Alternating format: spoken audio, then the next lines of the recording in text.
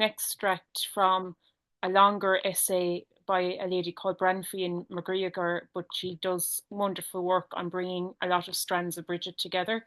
So, and I'll drop the link in the chat for Brandy for Sandy to circulate later on because it's really good. I won't get through all of it. I'm just taking bits and pieces out because it's a lovely long one. So, as we said before, Brigid, who is she? She is the daughter of the Dagda, one of the universal deity of the Gaelic world, the goddess of healers, poets, smiths, childbirth, and inspiration, the goddess of fire and hearth, patroness of warfare or Briga. Her soldiers are called brigands. New one on me. Her name means the exalted one. She is also known as Brigantia, Breed, Bride, as in Brideswell, Briganda, Brigdu, and Birgid. She is said to lean over every cradle. She has many laws and customs, and more vividly than all other Gaelic deities combined. In the Middle Ages, Breed is in many stories the wife of Bress, who is the half Fomorian ruler of the children, the Tua de Danann. Their son, Ruadan, wounded the smith god Gobnu in the Second Battle of Moytura, but he himself was slain in combat, and Brigid then went into the battlefield to mourn her son. And she there is responsible for the first Queen of Ireland, or lamentation. In another story, she was the wife of Turin and had three sons, Brian, Luchar, and Irchba. And in the tale, the sons of Turin, these three killed the god Cian, who was the father of Lugh Lawfather when he was in the form of the pig. She was transformed by the church into Saint Brigid, and we are told Saint Brigid was around in the year 453 or 456 CE or AD, and she is known as the Christian patroness of farm work and cattle and the protector of household from fire and calamity. And to this day, she is known in the Hebrides as Moma Christ, the foster mother of Christ. And in early Christian and pre-Christian Ireland, the foster mother was more exalted than the actual mother. Saint Brigid was said to be the daughter of Dúthach or Duffy, a druid who brought her from Ireland to be raised on the Isle of Iona, and this is sometimes called the Druid Isle. And again, one of the fascinating links about her is that there was a woman called Darluchtachta who was in Brigid's community in Kildare as her close companion, sharing Brigid's bed. Now, Darluchta, who became the abbess of Kildare upon Brigid's death, her name means the daughter of Lugh, and in the saints lists, they also give her feast day as the 1st of February, as the same as Brigid. And Mary Condren, who Sandy mentioned, thinks that Darluchta might even be the original name for Brigid because the exalted one is more of a title than an actual name. Now, there's a couple of different poems I'll go through with you with regards to how Brigid is preserved in manuscripts that have come down for us. So if you recited the following genealogy, Brigid would offer you protection. This is the genealogy of the Holy Maiden Breda, radiant flame of gold, noble foster mother of Christ, Breed, daughter of Dougal the Brown, son of A, son of Art, son of Con, son of Curer, son of Kiss, son of Cormac, son of Caroon, every day and every night that I say the genealogy of Breda, I will not be killed, I will not be harried, I will not be put in a cell, I will not be wounded. Neither shall Christ leave me in forgetfulness. No fire, no sun, no moon shall burn me, no lake, no water, nor sea shall drown me, no arrow of fairy nor dart of fay shall wound me, and I, under the protection of my Holy Mary and my gentle foster mother, is my beloved Breda. And in this is an evidence coming down that one of the ancient rituals reflected in this is the threefold death by drowning, burning, or stabbing. And this was usually the form of the death of the sacred king. after which time he became one with his land. And just to bring an archaeological reference into it, if we have the bog bodies, are usually the way they're sacrificed. There's three things involved in their sacrifice, and this brings it back to sacred kingship. Now, Brigid is known in the Hebrides as the foster mother of Christ, and it shows the mixing of Christian and pagan influence that is so common in the Hebrides. Of course, as a foster mother, she is exceptionally honoured, since in Celtic society, foster parents had a special place and they ranked higher than the natural parents. Now, the uh, one of the Isles of Gaelic Scotland, the most familiar name of Brigid is Brigid nam Vata, Saint Brigid, or Saint Brigid of the Mantle, and mantle being the name for a half cloak. From her leaving wrapped newborn babe in her mantle in Mary's hour of weakness. She did not come into the Gaelic heart with the cross and Mary, but it was there long before as Breda Breed or Bridget of the Dedonnans, those not immortal, but for long ages deathless folk, to who the Gael were as the Olympians to the Greeks. That earlier breed was the goddess of poetry and music, and then she is related in her way to Demeter and Proserpine in the embrace of Poseidon, who in turn is no other than Lir, the Oceanus of the Gael. And so we can see how we can find ties to Bridget all across the world.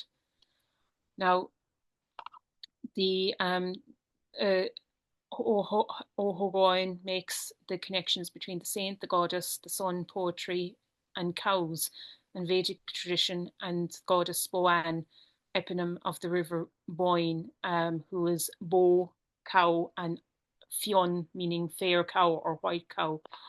And this may have been the mother of Bridget. Obviously, she was the cow that suckled, one of the cows that suckled Bridget was one of the white otherworldly cows. And of course, the Boyne is considered to be the reflection of the Milky Way on the land. Now, to this day, there is an unusual blending of Bridget, the ancient goddess, with the saint, and how typically Gaelic this is. And I'm going to quote now a hymn from it's from the 8th century. It's called Burgard Bay. I'll give you 3 verses in Old Irish and 3 in English. It's from the Book of Lismore, which is dating from the 15th century, but we know from the language this actually dates from the 7th to the 8th century. Brigid Bay Bithmoth, Bro or de Ovlach, Don Fe Don Bifla in Rian Tin Toilach, Don Roba Inun, Kuno Kisu in Chriab Mo Coim Loib in Moher Isu. Le Coilba Flato is Patrick Brinda in Flacht Os Ligib in Drangan Rigda. And for the 3 verses in English, Bridget, ever good woman, a sparkling golden flame, may she lead us to the eternal realm, the shining bright sun. Save us, Bridget, from hordes of demons. May she win for us battles of every hardship. And beloved pure virgin of great honour, which vanquishes, I will all times be free with my Leinster saint. So we can see that we have the bright shining that is reflective of her name with the dog down coming down from the sun. And we also have her, the pure virginal ideal of a Christian saint. And in other Old Gaelic names of Bridget, we have Bridget Morgan na Tuna, or Bridget Mary of the Waves, Bridget Conception of the Waves, Bridget Slua or Sloig, Bridget of the Immortal Host, Bridget Non Sifson Sang, Bridget of the Slim Fairy Folk, Bridget Buna Boila Inkmut Non Truscan Oina, Song Sweet, literally melodious mouthed Bridget of the tribe of the Green Mantles. And she is called Bridget of the Harp, Bridget of the Sorrowful, Bridget of the Prophecy, Bridget of the Pure Love, Bridget of the Isles, breed of joy, and other names such as Aona is occasional, an ancient form of Daoin, Friday, and Luan of Luan Monday. So she was the goddess of the start and the end of the week. Now, bringing her to her sacred fire. In her earliest incarnation as Bro Sayed, she is called the Flame of Ireland and the Fiery Arrow. She was the goddess of the forge, reflecting on her fire aspect, making metal. Legend says that when she was born, a tower of flame reaching from the top of her head to the heavens.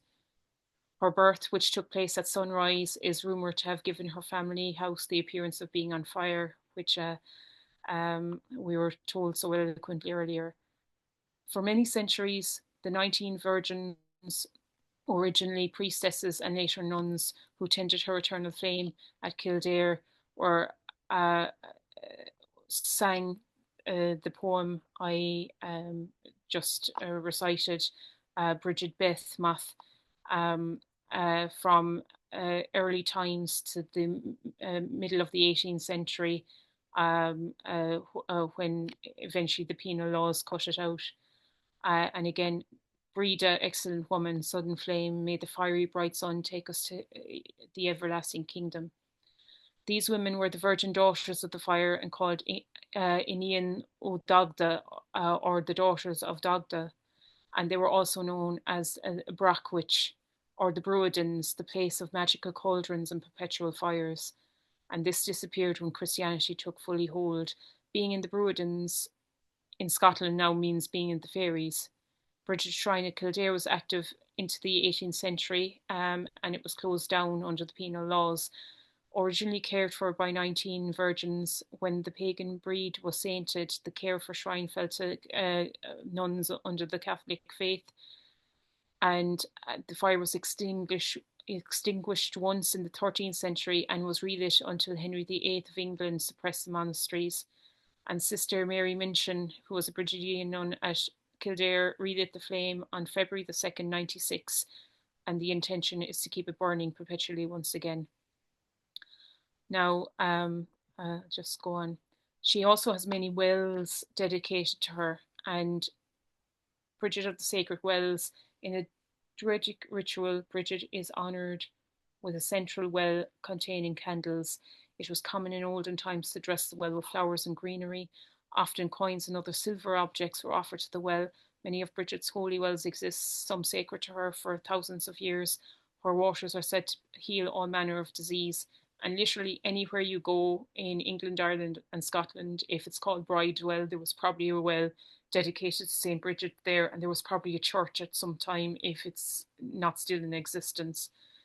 In the Hebrides, one of the many parishes of Kilbride that you find all over the islands, there is a sacred well there, and there are loads of votive offerings laid out in many of the wells. The one in Kildare that's dedicated to her has the hawthorn tree, which of course is a pre-Christian planting, with all the rags tied to it, with all the wishes or prayers of the people who left them there. And then there's Bridget of the Sacred Earth. On Imbolc, when she was born, the making of St. Bridget's Cross is usually, we're familiar with the four-legged cross, but three-legged crosses are more traditional. In other words, a triskele, which has been identified as an ancient solar symbol. It is also sometimes made as an even arm cross, worn as wreaths. The rites of Breda have been preserved to this day by the women of the Outer Hebrides. At Law Fell Brigid, they also, like their Irish counterparts, gather to make an image of the goddess as maiden, and in the Hebrides they dress her in white and place a crystal over her heart and press her in a cradle-like basket, and then bride is then invited into the house by the female head of the household with a sacred song and chanting. And there is also the tradition of having a loaf of bread, a pitcher of milk, and a candle out for breed. In Wiltshire, they climb an earthen mound called Salisbury Hill and eat fig cakes and sugar and water. And often figs or dates were used in lots of ancient cultures around the world as the wedding cake.